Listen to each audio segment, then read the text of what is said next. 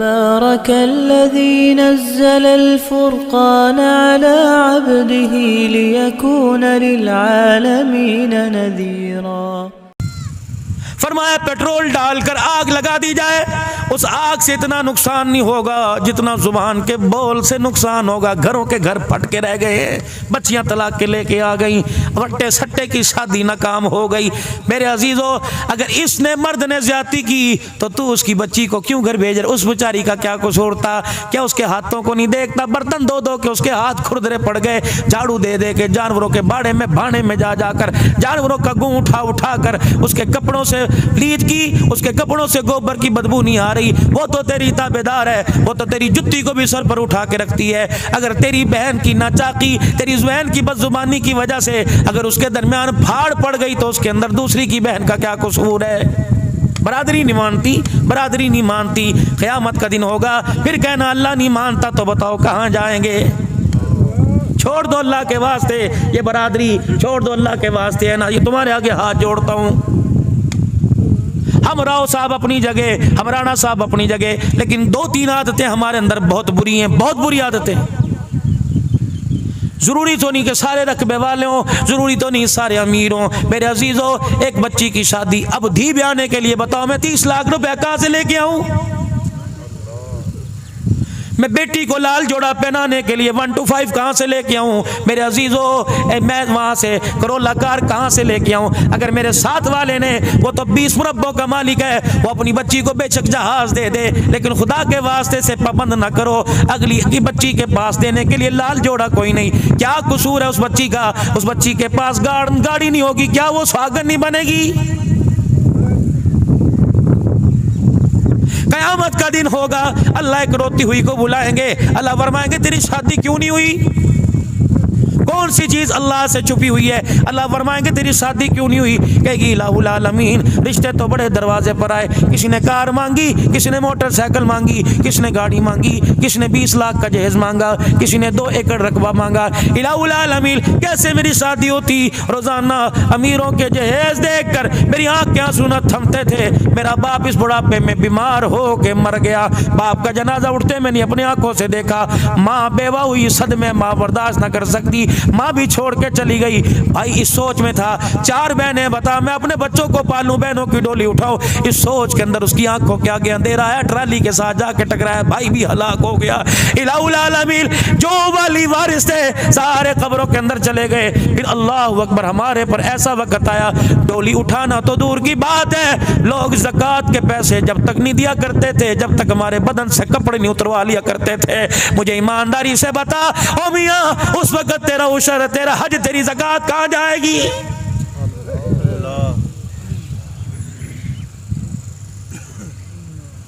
अल्लाह के वास्ते मेरे अजीजों, तुम अपनी बच्ची को पूरा जहान दे दो, तुम अपनी बच्ची को सोने के ताज पहनाओ, लेकिन पर्दे में दो, जाहिर ना करो।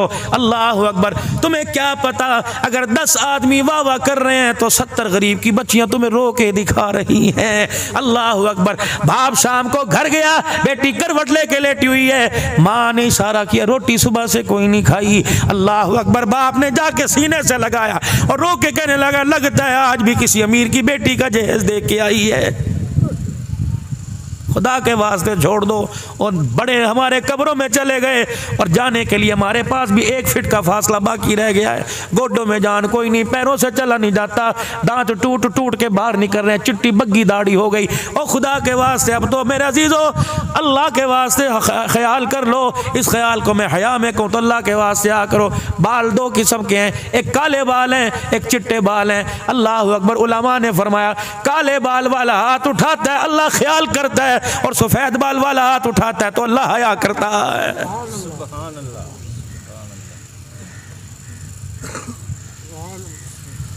अब्बा जी कहाँ जा रहे हो? वो उसकी बैठक में जा रहा, उसके डेरे में जा रहा, और चलो इधर उधर की झुट्टी सच्ची सुनावेगा, मज़ा ही आ जाएगा, तबीयत में तब्दीली आ जाएगी। जब तबीयत के अंदर ये तब्दीली आए तो खुदा पाक की कसम, तौबा का दरवाज़ा बंद होगा कि खुलेगा?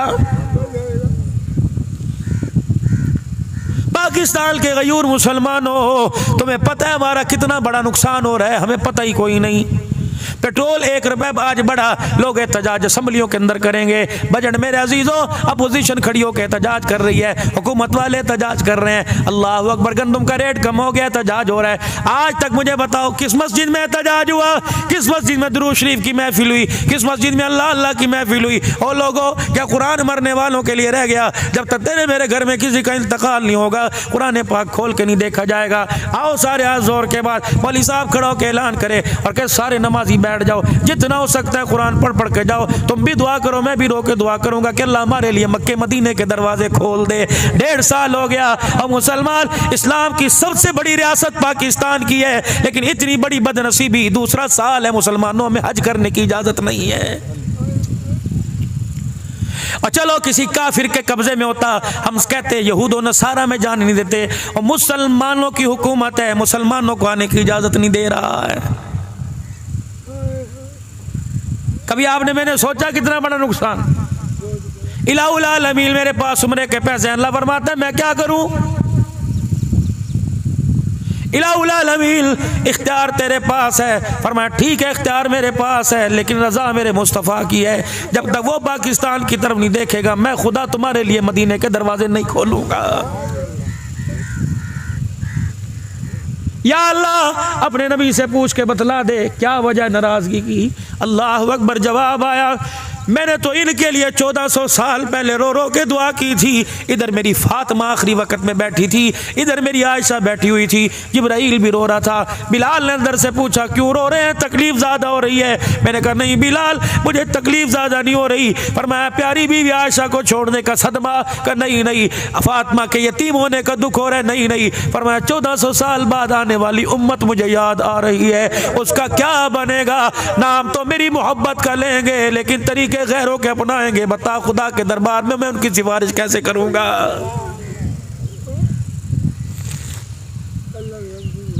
इतना बड़ा मेरा अजीजो तेरा मेरा कलेजा शीशे के आगे बैठ के कहते रहे चंगी जी सोनी करके बना, इतना बड़ा कलेजा। फिर कहते सी गुनाह की कीता है। कपड़े वाली दुकान पर, दर्जी की दुकान पर जाके कहते थे सोना सा डिजाइन करके बना। क्या तुझे नबी का लिबास उस वक्त याद नहीं आता? तुझे जलसों में लब्बे क्या रसूलुल्लाह याद आता है? खड़े होके मूत कर या जगह जगह बैठ के पेशाब करके इस्तिंजा नहीं करता उस वक्त तुझे लब्बैक याद नहीं आता? उस वक्त गुलाम रसूल में, उस वक्त खत्म नबूवत जिंदाबाद का नारा याद नहीं आता?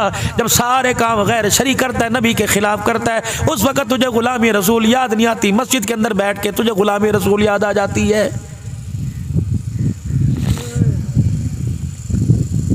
हज़रत सालबा बिन अब्दुर्रहमान रज़ी अल्लाह ताला मस्जिद नबवी के अंदर बैठे हैं। रहमत दो आलम अलैहिस्सलाम ने फरमाया सालबा मदीने की गली में फलाने शख्स के पास जा, मेरा काम करके आ। हज़रत सालबा बिन अब्दुर्रहमान रज़ी अल्लाह ताला अन्हु निकले और मदीने की गली में, जो शरीफ की गली में पहुंचे तो एक मकान का पर्दा हटा हुआ था। अल्लाह अकबर, एक औरत बैठी काम काज कर रही थी, बाज़ जगह मसरूफ़ थी या नहाने में या किसी काम काज में। आपने गुजरते गुजरते यूँ करके देखा, उस औरत के वजूद और चेहरे पर नजर पड़ी, फौरन वहीं खड़े हो गए, इन्ना लिल्लाहि व इन्ना इलैहि राजिऊन। ऐ सालबा, नबी का गुलाम हो, हुजूर की महफिल में बैठने वाला हो, तेरी मजाल जुर्रत कैसे हुई कि तेरी निगाह किसी गैर की तरफ उठ गई? ऐ सालबा, आज के बाद मस्जिद नबवी तो दूर की बात है, ऐ सालबा आज के बाद हुजूर की मजलिस तो दूर की बात है, तूने इतना बड़ा गुनाह किया, तुझे मदीने में रहने की भी इजाजत कोई नहीं है। हुजूर की खिदमत में जाते और जाके कहते या रसूलल्लाह माफ़ी दिलवा दो, मेरे से बदनिगाही हो गई, अचानक कोई मैंने जानबूझ के नहीं की, घर भी नहीं गया, ये भी ख्याल ना आया कि बच्चों का, ये भी ख्याल ना आया माँ बाप का, ये नहीं ख्याल आया पड़ोसियों का क्या बनेगा, मदीना ही छोड़ के चले गए। हुजूर फरमा रहे सालबा को तो मैंने काम भेजा था, आया कोई नहीं, पूरा दिन गुजर गया, रात गुजर गई, अगला दिन गुजर गया, रात गुजर गई, 8 दिन हो गए। साहबा इकराम मेरे सालबा का पता करो, जिब्राइल अलैहिस्सलाम वही पैगाम लेके कोई नहीं आया।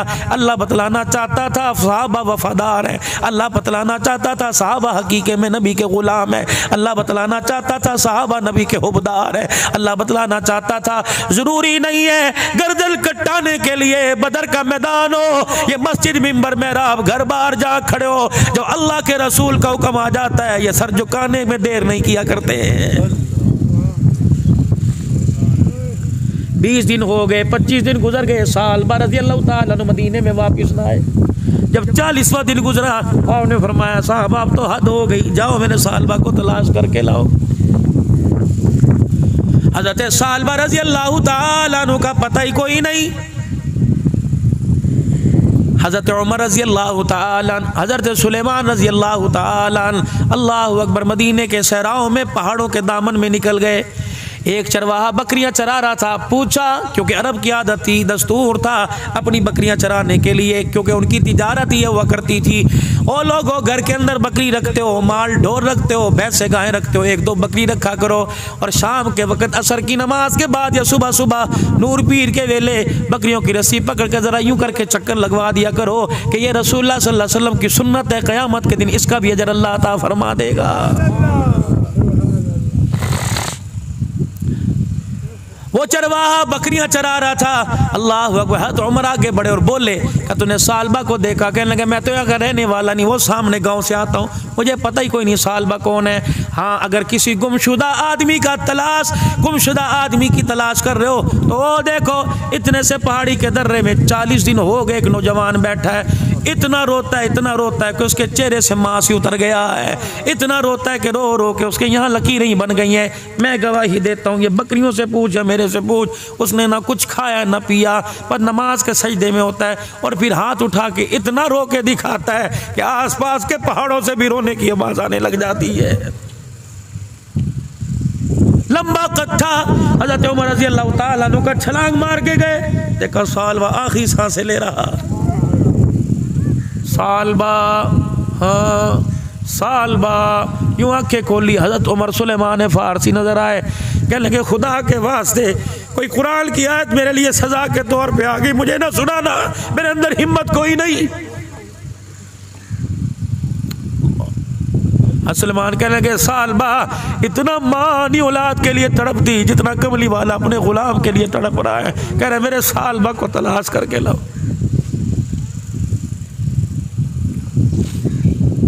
कहने लगे उमर मेरे से गलती हो गई, अब ये आँख इस काबिल ही नहीं कि हुजूर का दीदार कर सके। अल्लाह के नबी ने ना बुलाया होता तो मैं कभी ना जाता। उमर मुझे उठा, मेरे अंदर उठने की हिम्मत कोई नहीं, मुझे चला नहीं, मुझे कंधे पर उठा, मेरे अंदर चलने की हिम्मत कोई नहीं। उमर मेरे पर एहसान कर रज़ी अल्लाह अन्हु, मेरे पर एहसान कर कि जब हुजूर नमाज पढ़ा रहे हो उस वक़्त मुझे मस्जिद में ले जाना, मैं पीछे खड़ा हो जाऊंगा, जब सलाम फेरेंगे मैं फेरते ही सलाम हुजूर के कदमों में जाके गिर जाऊंगा। हज़रत उमर ने कंधे पर उठाया, सुलेमान फ़ारसी ने सहारा दिया, मस्जिद नबवी में पहुंचे, हुजूर सफ़े बंधी हुई है, नमाज पढ़ा रहे, इन्होंने भी जाके अल्लाहु अकबर का, तो इनके कान में आवाज़ आई कुरान करीम की, या अय्युहल इंसान मा गर्रक बिरब्बिकल करीम। बतलाया सालबा 40 दिन हो गए, 40 दिन के बाद क्यों आया, बता मैंने तेरा क्या बिगाड़ा था। अल्लाह का कुरान कह रहा है, अल्लाह कह रहे बता मेरा कसूर क्या है, क्या मैंने रोजी देने में, क्या मैंने पानी देने में, क्या मैंने साए देने में कोई कमी की, क्या मैंने कपड़े पहनाने में, औलाद देने में कमी की। 8 दिन के बाद मेरे घर में आता है और जो तेरे मुंह पे जुत्ती मारे उसके पास रोजाना जाता है, जो तुझे चाय की प्याली पर चाय की प्याली पिला के एहसान जतलाए उसके कदमों में जाके बैठता है। अल्लाह अकबर, जहाँ से तुझे 12,000 रुपया तनख्वाह मिले वहाँ तो तू दिन रात जाता है, जहाँ सारी नेमतें मिले वहाँ 8 दिन के बाद तुझे आते शर्म क्यों नहीं आती है।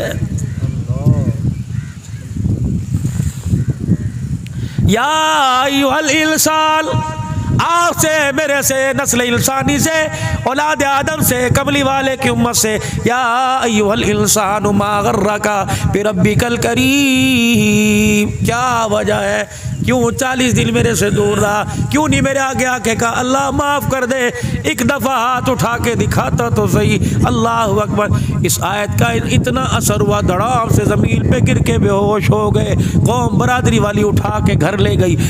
आपने फरमाया हाँ भाई कोई पता लगा सालबा का, कि जी आपके पीछे खड़ा था। अब मैं कहाँ है, कमली वाले ये आया सुनकर ज़मीन पे गिर के बेहोश हो गया, बरादरी वाले उठा के ले गए। खुदा का पैगम्बर फौरन हज़रत हुजरे आयशा में गया ना हुजरे फातिमा में गए, सीधे सालबा बिन अब्दुर्रहमान के घर चले गए।